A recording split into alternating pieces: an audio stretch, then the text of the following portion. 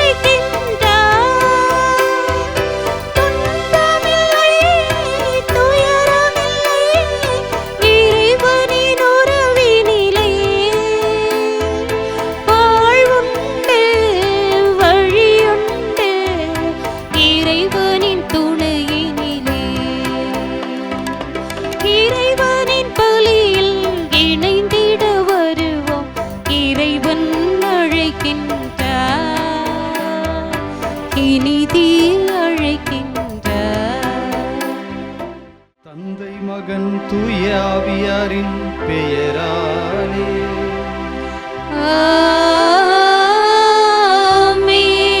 நம் தந்தையாகிய கடவுளிடமிருந்தும் ஆண்டவராகிய இயேசு கிறிஸ்துவிடமிருந்தும் அருளும் அமைதியும் உங்கள் அனைவரோடும் இருப்பதாக.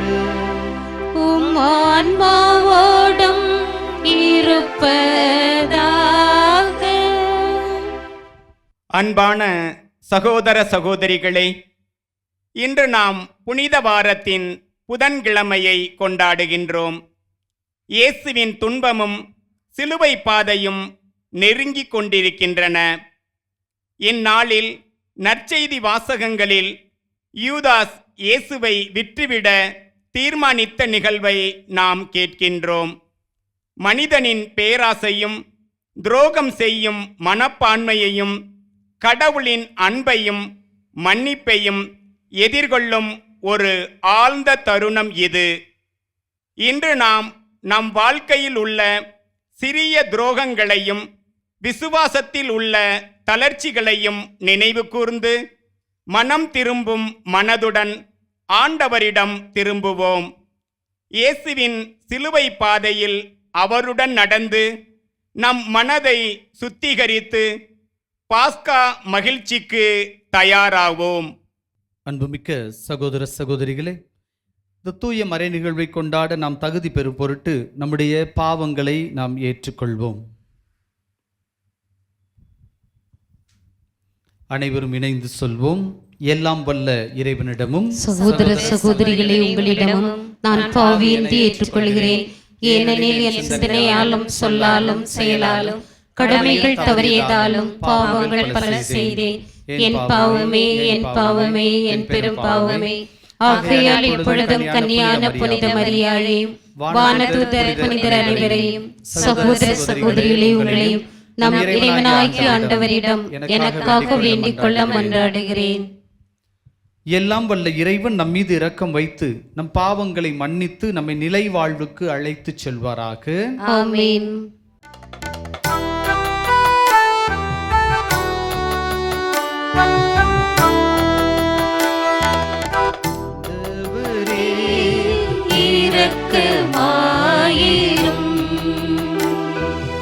ஆண்டவரே இரக்கமாயிரும். கிறிஸ்துவே இரக்கமாயிரும். கிறிஸ்துவே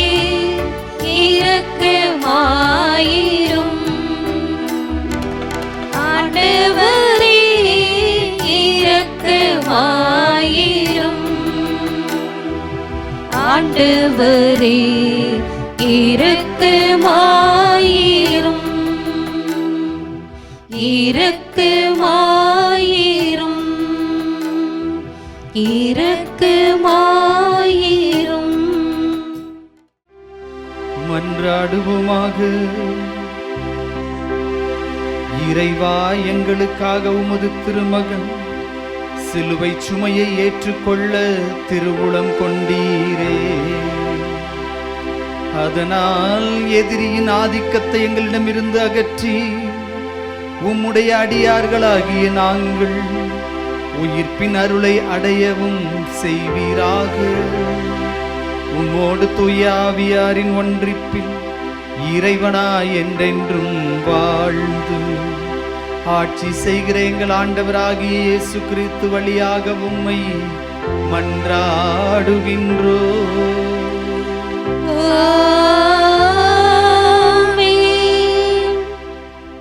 முதல் வாசகம். நிந்தனை செய்வோருக்கும் காரி உமிழ்வோருக்கும் என் முகத்தை மறைக்கவில்லை. இறைவாக்கினர் எசேயா நூலிலிருந்து வாசகம். அதிகாரம் 50, 4 தொடங்கி 9 முடிய உள்ள இறைவார்த்தை பகுதி. நலிந்தவனை நல்வாக்கால் ஊக்குவிக்கும் அறிவை நான் பெற்றிட ஆண்டவராகிய என் தலைவர் கற்றோனின் நாவை எனக்கு அளித்துள்ளார்.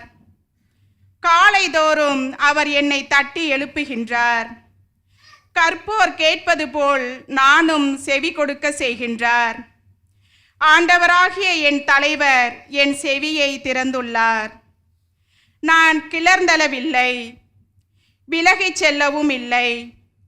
அடிப்போருக்கு என் முதுகையும் தாடியை பிடுங்குவோருக்கு என் தாடையையும் ஒப்புவித்தேன். நிந்தனை செய்வோருக்கும் காரி உமிழ்வோருக்கும் என் முகத்தை மறைக்கவில்லை.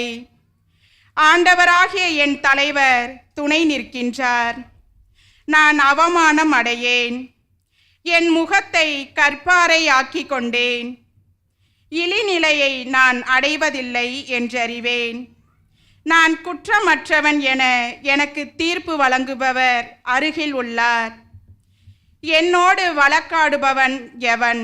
நாம் இருவரும் எதிரெதிரே நிற்போம். என் மீது குற்றஞ்சாட்டுபவன் எவன்? அவன் என்னை நெருங்கட்டும். இதோ ஆண்டவராகிய என் தலைவர் எனக்கு துணை நிற்கின்றார். நான் குற்றவாளி என தீர்ப்பிட யாரால் இயலும்? ஆண்டவரின் அருள்வாக்கு. இறைவனுக்கு நன்றி. நீங்கள் பாட வேண்டிய பல்லவி. கடவுளே, உமது பேரன்பின் பெருக்கினால் எனக்கு பதில் மொழி தாரும். கடவுளே, உமது பேரன்பின் பெருக்கினால் எனக்கு பதில் மொழி தாரும். கடவுளே, உமது பேரன்பின் பெருக்கினால் எனக்கு பதில் மொழி தாரும். எனக்கு பதில் மொழி தாரும். கடவுளே, உமது பேரன்பின் பெருக்கினால் எனக்கு பதில் மொழி தாரும். எனக்கு பதில் மொழி தாரும். ஏனெனில் உன் பொருட்டே நான் இழிவேற்றேன். வெட்கக்கேடு என் முகத்தை மூடிவிட்டது. என் சகோதரருக்கு வேற்று மனிதனானே. என் தாயின் பிள்ளைகளுக்கு அயலானானே.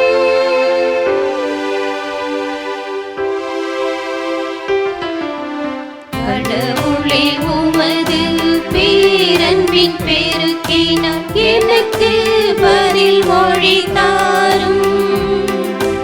எனக்கு பதில் மொழி தாரும். கடவுளே, உமது பேரன்பின் பெருக்கினால் எனக்கு பதில் மொழி தாரும். எனக்கு பதில் மொழி தாரும். பழி சொல் என் இதயத்தை பிளந்து விட்டது. நான் மிகவும் வருந்துகின்றேன். ஆறுதல் அளிப்பாருக்காக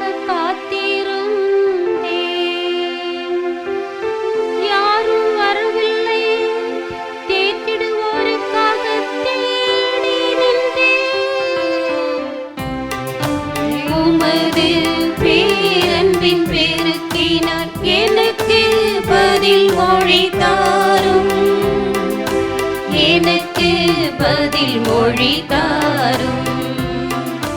கடவுளே உமது பேரன்பின் பெருக்கினால் எனக்கு பதில் மொழி தாரும், எனக்கு பதில் மொழி தாரும்.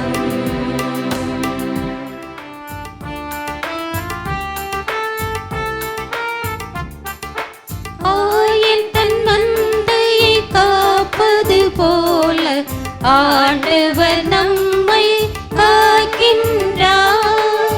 ஆயன் தன் மந்தையை காப்பது போல ஆண்டவர் நம்மை காக்கின்றார். எங்கள் அரசரே போற்ற பெருக, எங்கள் குற்றம் கண்டு இரக்கம் கொண்டவர் நீர் ஒருவரே. மந்தையை காப்பது போல ஆண்டவர் நம்மை காக்கின்றார். ஆண்டவர் உங்களோடு இருப்பாராக.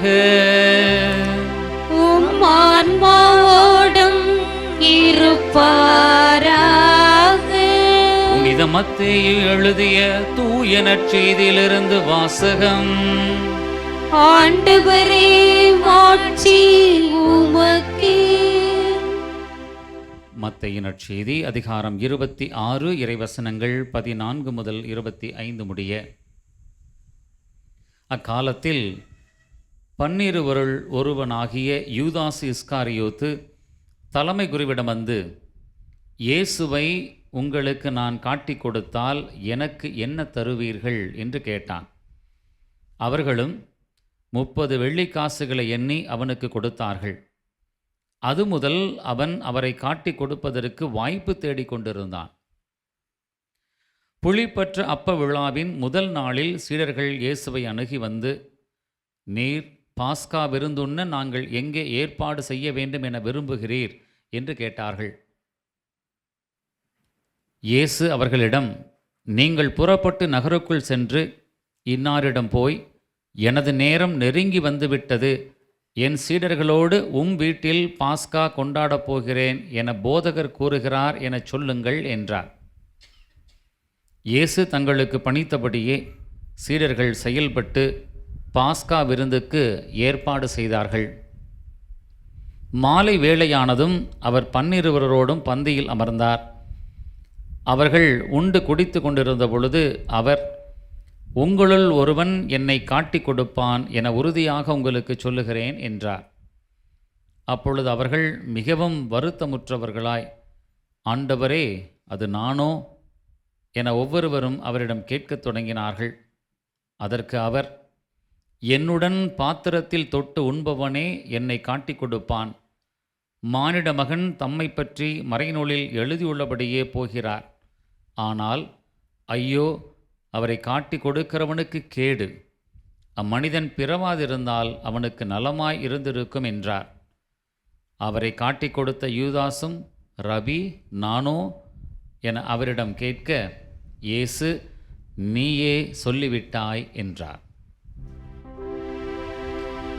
ஆண்டவரின் அருள்வாக்கு. கிறிஸ்துவே உமக்கு புகழ். கிறிஸ்து இயேசுவிலே பிரியமான மாதா தொலைக்காட்சி நண்பர்களே, அன்பார்ந்த இறைமக்களே, புனித வாரத்தினுடைய இந்த புதன்கிழமை வாசகத்தை நாம் தியானித்து கொண்டிருக்கிறோம். இந்த புனித வாரம் என்பது இயேசுவினுடைய பாடுகளை நாம் இன்னும் நெருக்கமாக சிந்திக்க நம்மை தூண்டுகிற, இயேசுவோடு இணைந்து அந்த பாடுகளிலே பங்கேற்பதற்கு நம்மை அழைத்து செல்லுகிற ஒரு காலகட்டமாக இருக்கிறது. இன்றைய நாளிலே வாசிக்கப்பட்ட இந்த நற்செய்தி வாசகத்தில் நாம் பார்க்கிறோம், ஆண்டவர் இயேசுவை யூதாசு காட்டி கொடுப்பதற்கு உடன்படுகிறார். காட்டி கொடுத்தல் அப்படிங்கிறது ஒரு கடுமையான துரோக செயலாக எல்லா சமூகத்திலும் எல்லா இடங்களிலுமே பார்க்கப்படுகிறது. யூதாசு இயேசுவை காட்டி கொடுக்கிறார். யார் இந்த யூதாசு? யூதாசு எப்படி இயேசுவோடு தொடர்பில் வந்தார்? யூதாசை பற்றிய ஒரு சில வரலாற்று குறிப்புகளை எடுத்து பார்க்கிற பொழுது விவிலியங்களுக்கு விளக்கம் கொடுக்கிற அந்த பைபிள் கமெண்ட்ரிஸ் இப்படி சொல்லுகிறது. அவர் கலிலேயா நாட்டில் உள்ள ஒரு மிகப்பெரிய செல்வந்தர் என்று சொல்கிறது. அந்த செல்வந்தர் இயேசுவை பார்க்க, இயேசுவினுடைய பெருமையை பற்றி கேள்விப்பட்டு அவரை பின்பற்றுகிறவர். அவர் போகிற பக்கம்லாம் போகிறாரு. இயேசுவால் பல்வேறு மனிதர்கள் பலன் பெற்றனர், பயன் பெற்றனர். இவர்கள் எல்லோரும் இயேசுவை பின்பற்றி அவர் எங்கே சென்றாலும் போய்கொண்டே இருந்தார்கள். இயேசு 5 அப்பங்களை கொண்டு 5000 பேருக்கு உணவை கொடுக்கிற பொழுது அந்த மக்கள் கூட்டம் அவரை பிடித்து கொண்டு போய் அரசராக்க வேண்டும் என்று நினைக்கிறது. இப்படி இயேசுவை சூழ்ந்து பலர் இருந்தார்கள். அப்படி இருந்த அந்த கூட்டத்திலே இயேசு குறிப்பிட்டு ஒரு 12 பேரை தன்னுடைய சீடர்களாக தேர்வு செய்கிறார். இந்த சீடர்களுடைய பட்டியலை குறிப்பிடுகிற பொழுது மத்தேயு நற்செய்தியாக இருக்கலாம் அல்லது மார்க் நற்செய்தியாக இருக்கலாம், 11 அந்த திருத்தூதர்களையும் அவர்கள் வரிசையாக சொன்ன பிறகு அவர்களோடு இயேசுவை காட்டி கொடுத்த யூதாசு இஸ்காரியோத்தும் ஆவார், அவரும் ஒருவர் என்று கடைசியாக அவரை அங்கே வைக்கிறதை நாம் பார்க்கின்றோம். இயேசுவால் நெருக்கமாக தேர்ந்து கொள்ளப்பட்டவர்களுள் இந்த 12வது ஆளாக இந்த யூதாசு அமைந்திருக்கிறார்.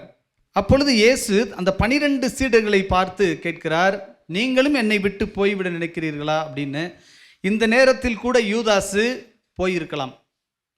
இயேசுவை அவர் அணுகி வந்தது, அவரை பின்பற்றி வந்தது எதற்காக என்கிற நோக்கம் வேறாக இருந்திருந்தால் யூதாசு போயிருக்கலாம். இந்த 2 வாய்ப்புகள், ஒன்று இயேசுவால் கடைசியாக தேர்ந்தெடுக்கப்பட்டவர், இரண்டாவதாக இயேசு போறவங்க போங்க அப்படின்னு சொல்லும் பொழுது அவர் போயிருக்கலாம் என்கின்ற இந்த 2 சாய்ஸஸ், இந்த தேர்வுகளுக்கு இடையிலே யூதாசு இருக்கிறதை பார்க்கிறோம். யூதாசும் இயேசுவும் எப்படி இருந்தார்கள்? இயேசு தன்னுடைய சீடர்களை அழைக்கிறார்.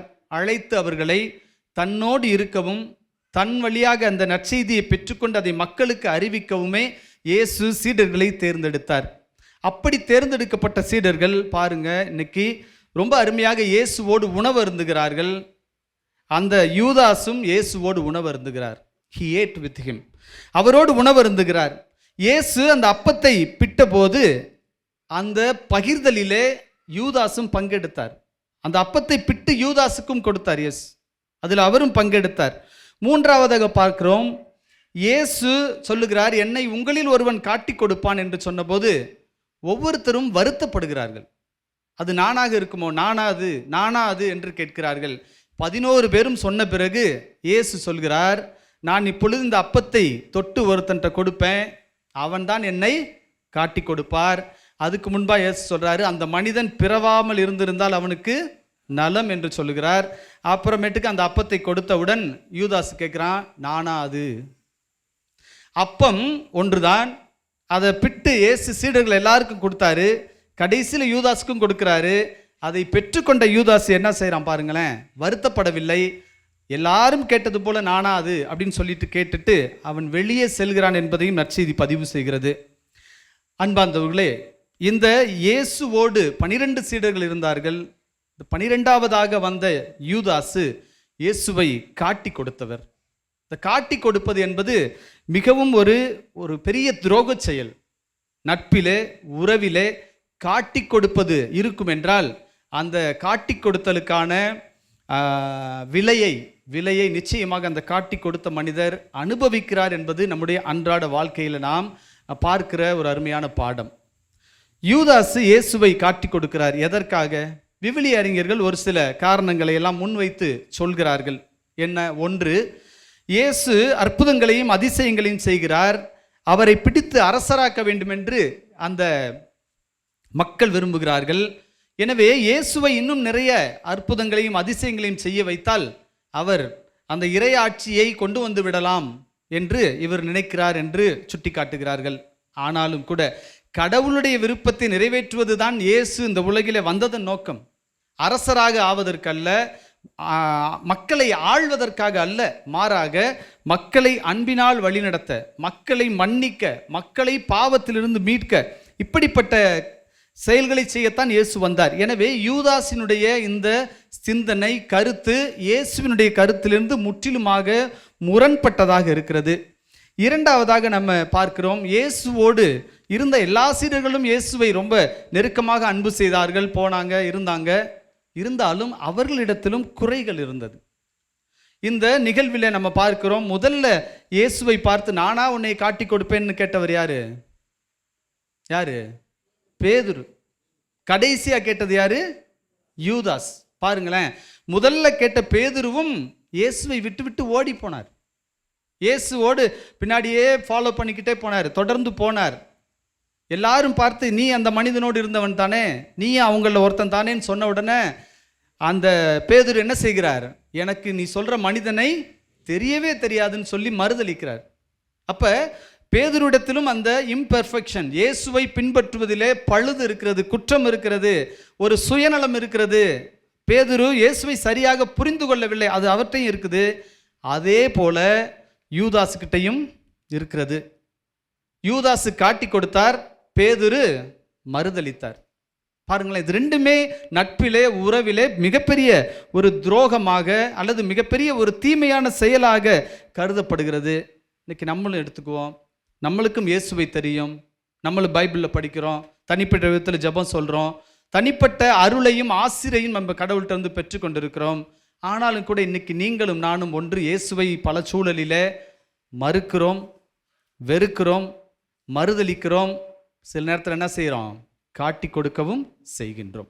ஒரு ஓனர், ஒரு முதலாளி இருக்கிறார், அவரிடத்துல ஒரு அடிமை இருக்கிறான். அந்த அடிமையை ஒரு மாடு, வேற ஒருத்தருடைய மாடு முட்டிருச்சு, அவர் செத்துட்டாரு, அடிமையோ அல்லது அடிமை பெண்ணோ இறந்துட்டா, அந்த அடிமைக்காக அந்த மாட்டினுடைய உரிமையாளர் கொடுக்க வேண்டிய ஈட்டுத்தொகை, ஒரு ஃபைன் மாதிரி, ஒரு பெனால்ட்டி மாதிரி கொடுக்க வேண்டிய தொகை எவ்வளவு? 30 வெள்ளிக்காசு. இப்போ இயேசுவை இந்த 30 வெள்ளிக்காசுக்காக யூதாஸ் என்ன செய்திருக்கிறார்? காட்டி கொடுத்திருக்கிறார். ஒருவேளை யூதாஸ் நினைச்சிருந்தா எனக்கு பொன் வேணும், தங்க நாணயங்கள் வேணும் கேட்டிருக்கலாம். யூதாஸ் நினைத்திருந்தால் எனக்கு உங்க சபையில் ஒரு இடத்த கொடுங்க கேட்டிருக்கலாம். இவன் ஏன் இந்த 30 வெள்ளிக்காசை கேட்டான்? இது கடவுளுடைய திட்டத்தினுடைய ஒரு பகுதியாக இருக்கிறது. இதில் பாருங்க, இந்த 30 வெள்ளிக்காசு என்பது ஒரு அடிமையை மீட்பதற்கான அல்லது அடிமையை அந்த கொலையை, அடிமை இறந்ததை சரி செய்வதற்கான ஒரு காசு. இரண்டாவது பார்க்கிறோம், இந்த 30 வெள்ளிக்காசு என்பதை விவிலிய பின்னணியில பார்க்கிற பொழுது 90 நாள்களுக்கான சம்பளம். ஒரு வேலை செஞ்சாக்க 90 நாள் சம்பளம் எவ்வளவு? 30 வெள்ளிக்காசு. பாருங்க எவ்வளவு கம்மியான, அல்லது அந்த யூதாசுடைய கண்களிலே இந்த 30 வெள்ளிக்காசுங்கிறது பெருசா. எத்தனை நாளைக்கு பட்டிருக்குது? 90 நாள் காசுக்கு இயேசுவை அவன் விற்கிறான். அவன் கடவுளையும் மனுஷனையும் பணத்தையும் பிரித்து பார்க்க தெரியவில்லை. இயேசு, நீங்க அவரை நம்பிக்கையிட்டு அறிக்கையிட்டால் உங்களுக்கு எல்லாத்தையும் கொடுத்துக்கிட்டே இருந்திருப்பார். ஆனால் வெறும் 90 நாளுக்கான காசுக்காக யூதாஸ் என்ன செய்கிறான்? இயேசுவை காட்டி கொடுக்கிறான். ஒன்று, இயேசு தன்னுடைய சீடர்களுக்கு போதிக்கிறப்ப ரொம்ப அருமையாக சொன்னார், ஒருவனால் பணத்திற்கும் கடவுளுக்கும் ஊழியம் செய்ய முடியாது. இப்போ பாருங்க, நீங்கள் எப்போ யூதாஸ் 30 வெள்ளிக்காசுகளை தெரிந்து கொண்டானோ அப்பொழுதே அவன் இயேசுவை தூக்கி போட்டு விட்டான். எப்பொழுது அந்த 30 வெள்ளிக்காசு அவனுக்கு பெருசா பட்டுச்சோ அப்பொழுது இயேசு அவனுக்கு ஒன்றுமில்லை. இன்றைக்கு நம்முடைய வாழ்க்கையிலையும் இந்த யூதாஸ் மனநிலை நம்மள்கிட்ட இருக்குது. நாம் ஆலயத்திற்கு செல்லுகிறோம் எதுக்காக? கடவுளிடம் பேரம் பேசுவதற்காக. எனக்கு இதை கொடுத்தால் நான் உனக்கு இதை கொடுப்பேன், நீ எனக்கு அதை கொடுக்காததால் நான் உனக்கு இதை கொடுக்கவில்லை. பாருங்களேன், யூதாஸுக்கு நமக்கும் கொஞ்சம் கூட வித்தியாசம் இல்லை. இன்றைக்கு இயேசு அவர்களோடு இருந்தபோது அவர்களுக்கு எல்லாத்தையும் கொடுத்தார். அவர் கையில் எதுவும் இல்லை. உணவை கொடுத்தார், நல்ல அருமையான இறை வார்த்தையை கொடுத்தார், அருமையான ஒரு வாழ்க்கையை கொடுத்தார், ஆசீர்வாதங்களை கொடுத்தார். ஆனால் இந்த யூதாசுடைய மனசு எதை நோக்கி போகுது அப்படின்னாக்க, அந்த பணத்தையும் பணத்தினால் அவன் அடைய போகிற நன்மையையும் நோக்கித்தான் செல்கிறது. இன்னைக்கு நம்மளும் இயேசுவை விற்று கொண்டிருக்கிறோம். ஆனால் இயேசு நம்மை எதற்கு அழைக்கிறார் அப்படின்னா, அவரை அன்பு செய்யவும், அவரோடு இருக்கவும், அவரை பின்பற்றவும் நம்மை அழைக்கின்றார். இந்த யூதாஸ் இப்படியெல்லாம் செஞ்சு இயேசுவை காட்டி கொடுத்து விட்டான். மீண்டும் இறையியலாளர்கள் சொல்வது, இயேசு இந்த இறையாட்சியை உடனே கொண்டு வந்து விடுவார் என்பதற்காக அவன் செய்தான் என்று சொல்வதை நம்ம சரி அப்படின்னு கூட நினைச்சாலும், ஆனால் இந்த யூதாசு நினைத்ததற்கு மாறாக இயேசுவுக்கு நடந்து விட்டது என்று அவன் மனம் வருந்துகிறான். நான் நினைச்சேன், இந்த 30 வெள்ளிக்காசுக்கு இயேசுவை காட்டி கொடுத்தா அவங்க 2 அடி அடிச்சுட்டு விட்டுருப்பாங்க, இயேசு வல்லமையை வெளிப்படுத்தி இருப்பார், அல்லது இயேசுவை அவங்க ஒன்றும் செஞ்சிருக்க மாட்டாங்க, இப்படி எல்லாம் அவன் நினைக்கிறான். ஆனால் இந்த இவனுடைய சிந்தனை அல்லது இவன் நினைத்தது நடக்கவில்லை, நினைத்ததற்கு மாறாக நடக்கிறது. பல நேரத்தில் காட்டி கொடுக்கிற மனிதர்கள் நினைப்பது நடப்பதில்லை. நீங்கள் காட்டி கொடுப்பதை சாதாரணமாக நினைக்கிறீர்கள், சும்மா தானே சொன்னேன் அல்லது ஒரு முறை தானே, ஆனால் அதனுடைய விளைவு பயங்கரமாக இருக்கும் என்பதை இன்றைக்கு இயேசுவினுடைய இந்த சாவுக்கு தீர்ப்பிடப்படுகிற நிலை நமக்கு சுட்டி காட்டுகிறது. இதெல்லாம் பார்த்து அவன் மனம் வருந்துகிறான் அந்த யூதாசு. ஆனால் அவனால் என்ன செய்ய முடியல, மீண்டும் இயேசுவிடம் வர முடியலை. இப்போ பேதுருவை எடுத்துக்கங்க. பேதுரு இயேசுவை பின்பற்றிக்கிட்டே போனார். அந்த அரசு மாளிகைக்குள்ளே போனார், அங்கே போய் குளிர் காய்ந்தார். இயேசுவை 3 தடவை அவர் மறுதளித்தார். அப்போ இந்த சேவல் கூவியது அப்படி வாசிக்கிறோம். அந்த 3வது முறை மறுதளித்த போது இயேசு என்ன செய்கிறார், அவனை திரும்பி பார்க்கிறார், லுக்கிங் பேக். அவனை திரும்பி பார்க்கிறார். பேதுரு உடனே மனம் நொந்து அழுகிறார். இப்போ இயேசுவை மறுதளித்திருந்தாலும் கூட பேதுருவுக்கு இயேசுவை பார்க்கிற, இயேசு அவரை திரும்பி பார்க்கிற ஒரு வாய்ப்பு கிடைச்சிச்சு. ஆனால் இந்த யூதாஸுக்கு அந்த வாய்ப்பு கிடைக்கவில்லை. நம்மில் ஒருவராக இயேசுவோடு சீடராக இருந்த அந்த யூதாஸ் இயேசுவினுடைய அன்பை, அரவணைப்பை, அவருடைய கவனிப்பை, அவர் கொடுத்த எல்லாத்தையும் மறந்து அவன் இப்படி இருந்ததுனால அவனுடைய இறப்பு இப்படி மாறிவிட்டது என்று சொல்லி அவர் சொல்லுகிறார். அப்போ இன்னைக்கு யோசிச்சு பாருங்க, இந்த யூதாஸ் இஸ்காரியோத்து எப்படிப்பட்ட ஒரு மனிதராக வாழ்ந்திருக்கிறான் அப்படின்னா, அவன் இயேசுவை திருப்பி பார்க்க முடியல, அதனால தான் அவனுக்கு அந்த மன்னிப்பு கிடைக்கவில்லை. ஒருவேளை இயேசுவிடத்தில் போய் ஆண்டவரே நான் தெரியாமல் செஞ்சுட்டேன்னு சொல்லியிருந்தா அவர் இயேசு மன்னித்திருப்பாரா? மன்னித்திருப்பார். இன்னைக்கு கடவுளை நம்ம பின்பற்றுவதற்கு கிடைக்கிற அந்த அழைப்பை கூட நம்ம பல நேரங்களில் இழந்து விட்டவர்களாக போகிறோம். இந்த பகுதியை வாசிக்கிறப்ப எனக்கு ஒரு விஷயம் ஞாபகத்துக்கு வந்தது. ரொம்ப ஆண்டுகளுக்கு முன்பாக ஒரு புனித வெள்ளிக்காக இந்த கவிதையை எழுதி வச்சுருந்தேன். உலகத்திலே காட்டி கொடுப்பது என்பது சகஜமாக இருக்கிறது. யாரை காட்டி கொடுக்கிறா? ரொம்ப உயிருக்கு உயிராக பழகிய, ரொம்ப நட்பாக உறவாக இருந்தவர்கள் அந்த உறவினரை, நண்பரை காட்டி கொடுக்கிறார்கள். வரலாற்றில் இலக்கியங்கள் இருக்கிறது, பலருடைய வாழ்க்கை இருக்கிறது. இதெல்லாம் நம்ம பார்க்கும்போது பாருங்க, ஜூலியஸ் சீசர் அப்படின்னு ஒரு அரசர் இருந்தார். அவரை காட்டி கொடுத்தவர் யாரு? புரூட்டஸ்ங்கிற அவருடைய நண்பர். அவரை காட்டி கொடுத்தான். கட்டபொம்மன் நமக்கெல்லாம் தெரியும், வீரபாண்டிய கட்டபொம்மன். அவரை காட்டி கொடுத்தது யாரு? அவர் யார்? எட்டப்பன் என்பவர் அவருடைய நண்பர். இன்னைக்கு நம்ம பார்க்குறோம் இயேசுவுக்கு யாரு? அவருடைய நண்பர் யாரு? யூதாஸ். அதுவும் எப்படி முத்தமிட்டு காட்டி கொடுத்தார். அப்போ இந்த கவிதையை நான் எழுதினேன். சீசருக்கு புரூட்டஸ், கட்டபொம்மனுக்கு எட்டப்பன், எனக்கு நீ உனக்கு நான். இன்னைக்கு இந்த காட்டி கொடுப்பது இந்த சமூகத்தில் தொடர்ந்து நடந்து கொண்டே இருக்கிறது. ஒருத்தரை காட்டி கொடுத்து நீங்கள் முன்னேற முடியும்னு நினைக்கிறீங்க, முன்னேறவே முடியாது.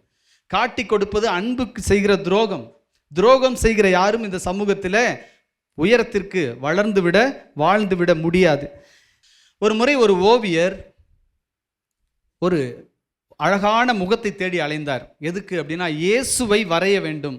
அழகான ஒரு முகம், நமக்கு தெரிஞ்ச கதை தான். தேடி அலைந்தார். ஒரு இளைஞனை கண்டுபிடித்தார்.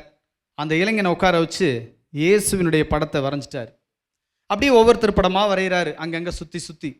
இறுதியாக அவர் யூதாஸினுடைய முகத்தை வரைய வேண்டும். அப்போ அவர் சொல்லுகிறார், இந்த உலகத்திலேயே ரொம்ப அருவருக்கத்தக்க முகமாக அது இருக்க வேண்டும். அந்த மனிதனை பார்த்தாலே கோபம் வரணும், அந்த மனிதனை பார்த்தாலே நம்மளுக்கு பிடிக்கக்கூடாது, அப்படி ஒரு முகம் எனக்கு வேணும்னு. அப்போ ஒருத்தர் சொல்கிறார், சிறைச்சாலையில் ஒருத்தர் இருக்கிறான், அவனுடைய முகத்தை நீங்கள் பார்த்தால் அது உங்களுக்கு பிடிக்கும், ஒருவேளை அதாக கூட இருக்கலாம் அப்படின்னு சொல்லி, சரி வாங்கன்னு அந்த சிறைச்சாலைக்கு செல்கிறார்கள். அங்கே ஒரு மனிதன் பலவிதமான குற்றங்களை செய்ததற்காக தண்டனையை பெற்று அந்த சிறையில் இருந்தான். சிறை காவலர்கள் அவனை வெளியே கொண்டு வந்தாங்க. அவனை உட்கார வச்சு இவர் வரைய ஆரம்பித்தார். அந்த சிறை கைதி அழுக ஆரம்பித்தான்.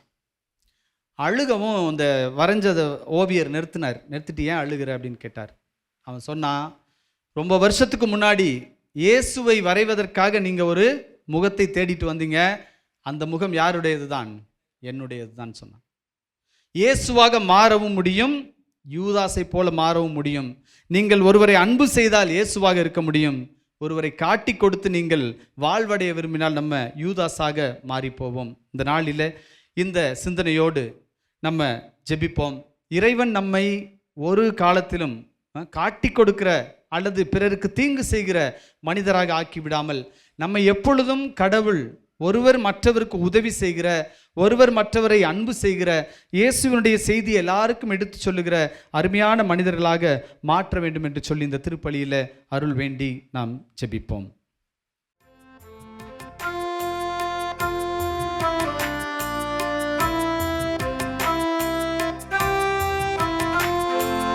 பலிபீடத்தில் வைத்தேன் என்னை, பாவி என்னை ஏற்றுக்கொள்ளும். பலிபீடத்தில் வைத்தேன் என்னை, பாவி என்னை ஏற்றுக்கொள்ளும்.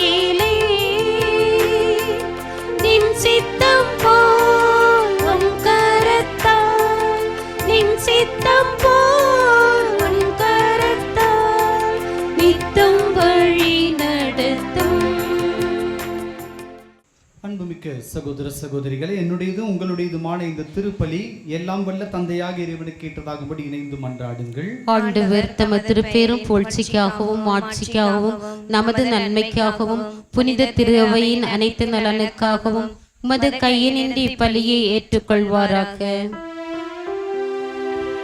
ஆண்டவரே, நாங்கள் உமக்கு ஒப்பு கொடுக்கும் இந்த காணிக்கைகளை கனிவுடன் ஏற்றருள உம்மிடம் வேண்டுகின்றோம். உமது திருமகனுடைய பாடுகளின் மறை நிகழ்வை கொண்டாடும் நாங்கள் அதன் புனித பயன்களை என்றும் பெற்றுக்கொள்வோமாக. எங்கள் ஆண்டவராகிய இயேசு கிறிஸ்து வழியாக உம்மை மன்றாடுகின்றோம்.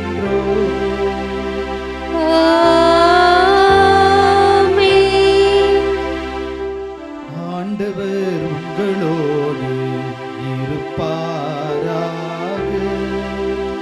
உம் ஆன்மாவோடும் இருப்பாராக. இதயங்களை மேலே எழுப்புங்கள். ஆண்டவரிடம் எழுப்பியுள்ளோம். நம் இறைவனாகிய ஆண்டவருக்கு நன்றி கூறுவோம். அது தகுதியும் நீதியும் ஆனது. ஆண்டவரே, தூயவரான தந்தையே, என்றுமுள்ள எல்லாம் வல்ல இறைவா, எங்கள் ஆண்டவராகிய இயேசு கிறிஸ்து வழியாக எந்நாளும் எவ்விடத்திலும் நாங்கள் உமக்கு நன்றி செலுத்துவது மெய்யாகவே தகுதியும் நீதியுமாகும். எங்கள் கடமையும் மீட்புக்குரிய செயலுமாகும். எங்களுக்கு மீட்பளிக்கும் அவருடைய பாடுகளின் நாளும் மாட்சிமிக்க உயிர்ப்பினாலும் அண்மையில் வருவதை நாங்கள் அறிந்திருக்கின்றோம். அவருடைய பாடுகளினாலும் உயிர்ப்பினாலுமே பலம் பெரும் எதிரியாகிய அலகையின் செருக்கின் மீது வெற்றி கொண்டீர். அதில் எங்களது மீட்பின் மறைபொருளை நாங்கள் நினைவு கூறுகின்றோம். அவர் வழியாக உமது மாண்பை வானதூதர்களின் அணிகள் வழிபடுகின்றன. உமது திருமுன் எக்காலத்தும் மகிழுகின்றன. அவர்களோடு எங்கள் குரலையும் சேர்த்து கொள்ளுமாறு நாங்கள் உம்மை தாழ்மையோடு இறைஞ்சி புகழ்ந்து அக்களிப்புடன் பாடுவதாவது.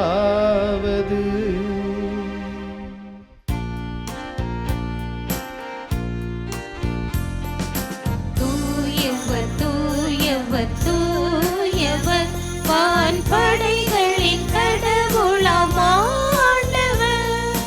விண்ணகமும் மண்ணகமும் உமது மாட்சியால் நிறைந்துள்ளன.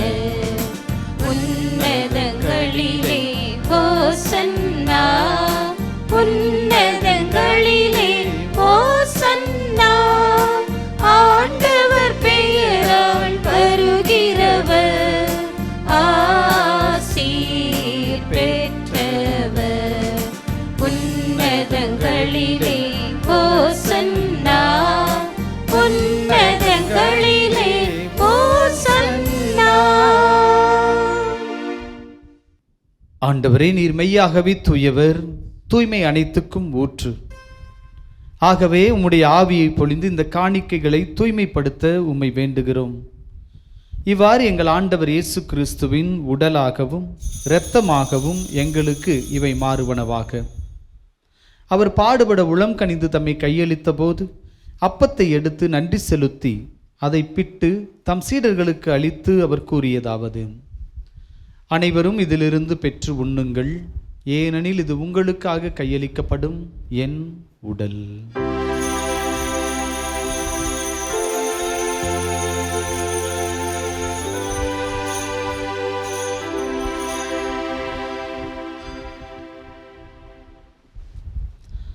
அவ்வண்ணமே இரவு விருந்தை அருந்திய பின் கிண்ணத்தையும் எடுத்து மீண்டும் உமக்கு நன்றி கூறி தம் சீடர்களுக்கு அளித்து அவர் கூறியதாவது: அனைவரும் இதிலிருந்து பெற்று பருகுங்கள், ஏனெனில் இது புதிய நிலையான உடன்படிக்கைக்குரிய என் இரத்தத்தின் கிண்ணம். இது பாவ மன்னிப்புக்கென்று உங்களுக்காகவும் பலருக்காகவும் சிந்தப்படும். இதை என் நினைவாகச் செய்யுங்கள்.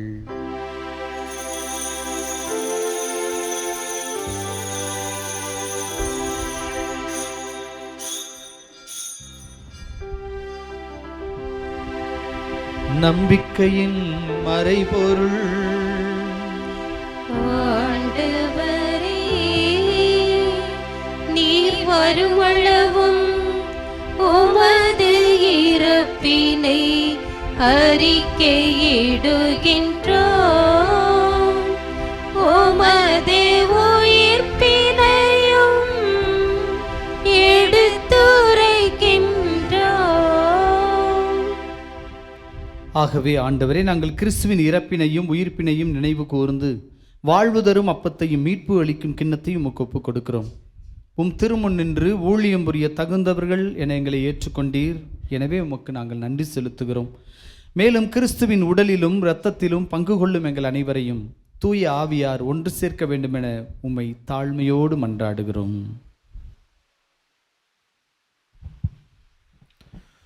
ஆண்டவரே, உலகெங்கும் பரவியிருக்கும் உமது திரு அவையை நினைவு கூர்ந்தருளும். எங்கள் திருத்தந்தை லியோ, எங்கள் ஆயர் ஆரைக்கராஜ், எல்லா திருநிலையினர் ஆகிய அனைவரோடும் உமது திரு அவை அன்பில் நிறைவேற செய்தருளும். மேலும் உயிர்த்தலும் எதிர்நோக்குடன் துயில் கொள்ளும் எங்கள் சகோதர சகோதரிகளையும் இறந்தோர் அனைவரையும் இரக்கத்துடன் நினைவு கூர்ந்து உமது திருமுக ஒளியினுள் ஏற்றருளும். எங்கள் அனைவர் மீதும் இரக்கமாயிரும். கடவுளின் கன்னி தாயான புனித மரியா, அவருடைய கணவரான புனித யோசேப்பு, புனித திருத்தூதர்கள், இவ்வுலகில் உமக்கு உகந்தவர்களாய் இருந்தோர் ஆகிய புனிதர் அனைவருடனும் நாங்கள் நிலைவாழ்வில் பங்கு கொள்ள தகுதி பெற்று உம் திருமகன் இயேசு கிறிஸ்து வழியாக உம்மை புகழ்ந்தேத்தும் வரமருள உம்மை மன்றாடுகின்றோம்.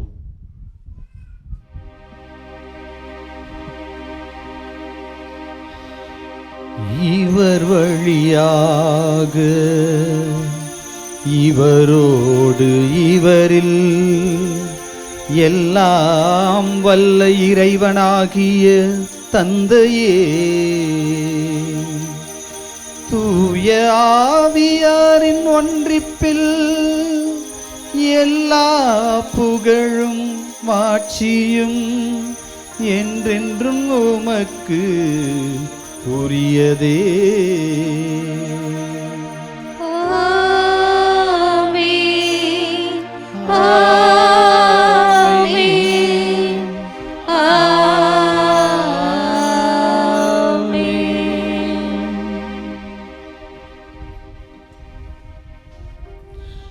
கடவுள் நம்முடைய அன்பு தந்தை, நாம் அனைவரும் அவருடைய பிள்ளைகள் என்கின்ற உணர்வோடு இணைந்து ஜெபிப்போம். விண்ணுலகில் இருக்கிற எங்கள் தந்தையே, முது பெயர் தூயதென போற்ற பெறுக, முது ஆட்சி வருக, முது திருவுளம் விண்ணுலகில் நிறைவேறுவது போல மண்ணுலகிலும் நிறைவேறுக. எங்கள் அன்றாட உணவை இன்று எங்களுக்கு தாரும். எங்களுக்கு எதிராக குற்றம் செய்வோரை நாங்கள் மன்னிப்பது போல எங்கள் குற்றங்களை மன்னியும். எங்களை சோதனைக்கு உட்படுத்தாதேயும், தீமையிலிருந்து எங்களை விடுவித்தருளும். ஆண்டவரே, தீமை அனைத்திலும் இருந்து எங்களை விடுவித்து எங்கள் வாழ்நாளில் அமைதியை கனிவோடு அருள உம்மை மன்றாடுகிறோம். முது இரக்கத்தின் உதவியால் நாங்கள் பாவத்திலிருந்து எப்போதும் விடுதலை பெற்று யாதொரு கலக்கமுமின்றி நலமாய் இருப்போமாக. நாங்கள் எதிர்நோக்கி இருக்கும் பேரின்பத்துக்காகவும் எம் மீட்பராகிய இயேசு கிறிஸ்துவின் வருகைக்காகவும் மகிழ்ச்சியோடு காத்திருக்கின்றோம். ஏனெனில் ஆட்சியும் வல்லமையும் ஆட்சியும் என்றென்றும் உமதே. ஆண்டவரே இயேசு கிறிஸ்துவே, அமைதியை உங்களுக்கு விட்டு செல்கிறேன், என் அமைதியையே உங்களுக்கு அளிக்கிறேன் என்றும் திருத்தூதர்களுக்கு மொழிந்தீரே. எங்கள் பாவங்களை பாராமல் முது திரு அவையின் நம்பிக்கையை கண்ணோக்கி முது திருவுளத்துக்கேற்பதற்கு அமைதியையும் ஒற்றுமையையும் அளித்தருள்வீராக. என்றென்றும் வாழ்ந்து ஆட்சி செய்கின்றவர் நீரே. ஆமென். ஆண்டவருடைய அமைதி உங்களோடு என்றும் இருப்பதாக. உம் ஆன்மாவோடு இருப்பதாக. ஒருவருக்கொருவர் அமைதியை பகிர்ந்து கொள்வோம்.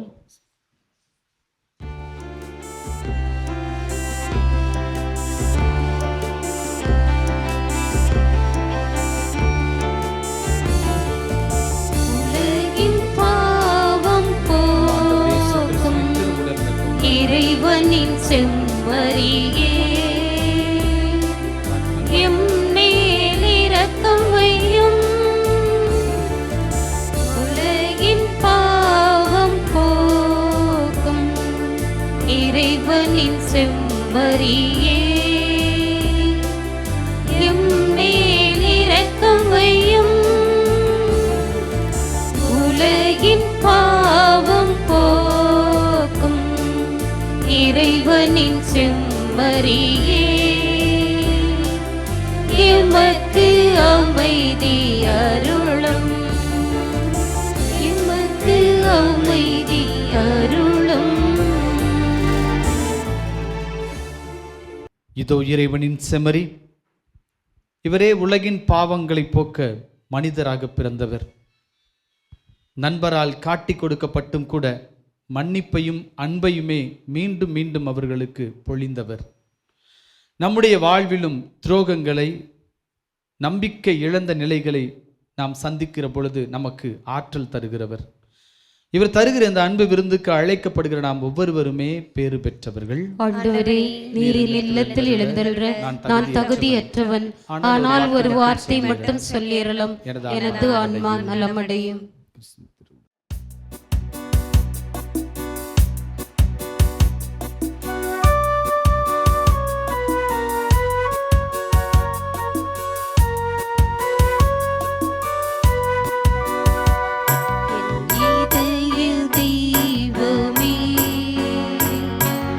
என்னில் எழுந்து வா, என் இதய தெய்வமே.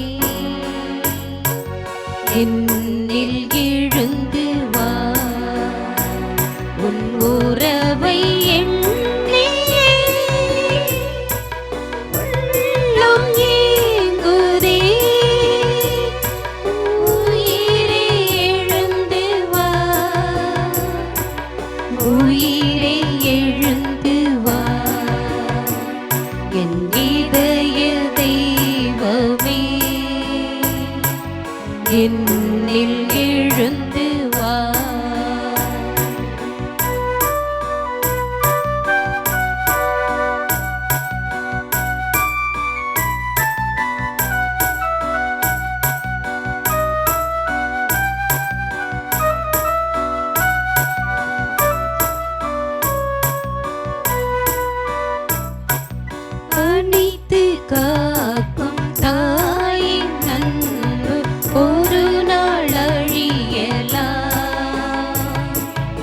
அறவழியில் நடத்தும் தந்தை அன்பும் வழியலாம், அனைத்து காக்கும் தாயின் அன்பும் ஒரு நாள் அழியலாம். அறவழியில் நடத்தும் தந்தை அன்பும் வழியலாம், ஆனால் இயேசுவே உன் அன்பிற் கழிவுண்டோ, ஆனால் இயேசுவே உன் அன்பிற் கழிவுண்டோ, என் இதய அன்பே எழுந்து வா, என் இதய தெய்வமே என்னில் எழுந்து வா.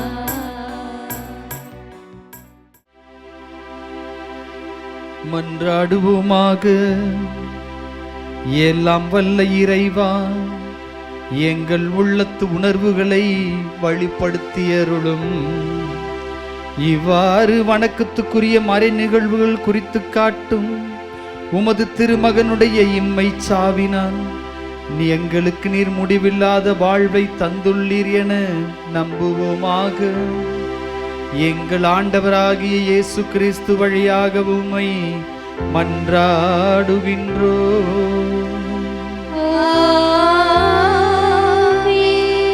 ஆண்டவர் உங்களோடு இருப்பாராக.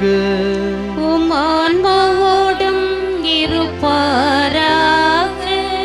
எல்லாம் வல்ல இறைவன் தந்தை மகன் தூய ஆவியார் நம் அனைவரையும் நிறைவாக ஆசீர்வதிப்பாராக. ஆமென். சென்று வாருங்கள், திருப்பலி நிறைவேறிற்று.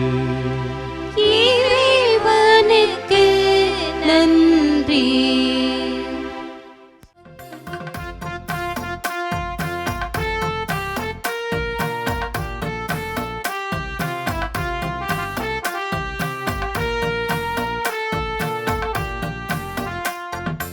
அது மலர் நீரை கொடி கையிலேந்தும் மாட்சிமை நீரை சுசை மாமுனியே. ஓ மாட்சிமை நீரை சுசை மாமுனியே, துதி வளருமது நற்பதம் வந்தோ, துணை செய்து எம்மை ஆளும் தாதையரே. துதி வளருமது நற்பதம் வந்தோ, துணை செய்து எம்மை ஆளும் தாதையரே.